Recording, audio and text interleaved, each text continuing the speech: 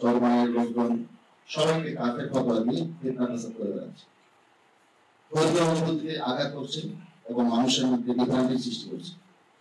আর এ ধরনের বিভ্রান্তি ও ফিতনা ফাসাদে সাধারণ মুসলমানরা অতিষ্ঠ।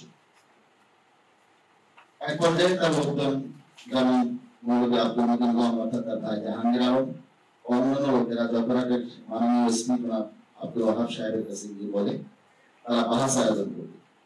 বাহাস আয়োজন করার জন্য এসপি সাহেবকে অনুরোধ করে। বাহাসে যারা উপস্থিত থাকবে এবং বিজয়ী হবে, আশরাফ সিদ্দিকী ও তার লোকজন তাদের কথা বিনা বাক্যে মেনে নেবে এবং নিজেদেরকে পরাজিত ও বাতিল করে স্বীকার করে নেবে বলে অঙ্গীকার করে এসপি সাহেবের কাছে। এসপি সাহেব তাদের প্রস্তাবে সাড়া দিয়ে মধ্যস্থতা করার জন্য রাজি হন। বাহাসের তারিখ নির্ধারিত হয় 25 এপ্রিল 2025 ইংরেজি রোজ শুক্রবার। সময় নির্ধারণ করা হয় দুপুর বেলা 3টায়। বান্ডেল থাকলে প্রতি সেনমানিতে টাকা বাঁচবে। বিকাশ সেনমানি বান্ডেল কিনে জিতুন প্রতি লেনদেনে। হকানি ওলামায়ে কেরামকে প্রস্তাব দিলেন, তারা এসপি সাহেবের প্রস্তাব সাদরে গ্রহণ করেন। হকানি ওলামায়ে কেরামের পক্ষে প্রতিনিধিত্ব করেন জয়পুরহাট পাকার মাথার আল জামিয়াতুল ইসলামিয়া মারকাজুল উলুম মাদ্রাসার সম্মানিত মুহতামি শেখুল হাদিস মাওলানা আসাদুল্লাহ সাহেব। তিনি মুনাজির হিসেবে বিতার্কিক হিসেবে প্রধান মুনাজির হিসেবে পেশ করেন মুফতি মোহাম্মদ শফিক কাসেমী সাহেবের নাম। সহকারী মুনাজির হিসেবে মুফতি রেজাউল করিম আবরার, মুফতি লুৎফুর রহমান ফারাজি সাহেবের নাম সহ এসপি সাহেবের কাছে ইসলাম জমা দেন। তথাকথিত ডক্টর আশরাফ সাহেব প্রথমে চ্যালেঞ্জ করলেও পরবর্তীতে তালবানা শুরু করেন। এসপি সাহেব গত শুক্রবার ঢাকা জরুরি সফর থেকে শুধু বাহাসের উদ্দেশ্যে জয়পুরহাটে ফিরে আসেন। হকানি ওলামায়ে কেরামের পক্ষের প্রধান মুনাজির মুফতি মোহাম্মদ শফিক কাসেমী সাহেব জুমার নামাজের পূর্বেই জয়পুরহাটে উপস্থিত হন।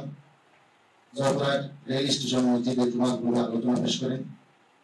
জুমার পর 3টার দিকে এসপি অফিসেও আমাদের মুনাজির এবং প্রতিনিধি সকলে উপস্থিত হন, কিন্তু তথাকথিত ডক্টর আশরাফ সাহেব ও তার লোকজন কেউ উপস্থিত হয়নি।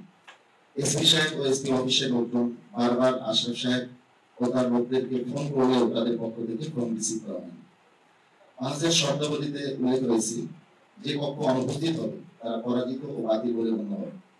আগামীতে আর কোনোদিন কোথাও তাদের এই বাতিল মতামত প্রচার করতে পারবে না এবং তওবা করে হক্কানি ওলামায়ে কেরামের কথা বিনা বাক্যে মেনে নেবে।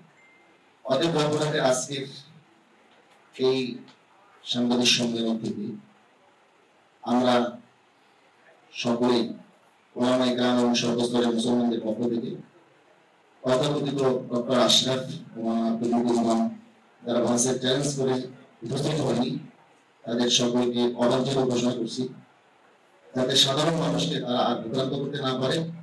আমরা দোয়া করি আল্লাহ তাআলা তাদেরকে হেদায়েত করুন, সাধারণ মুসলমানদেরকে তাদের এই বিভ্রান্তি থেকে হেফাজত করুন।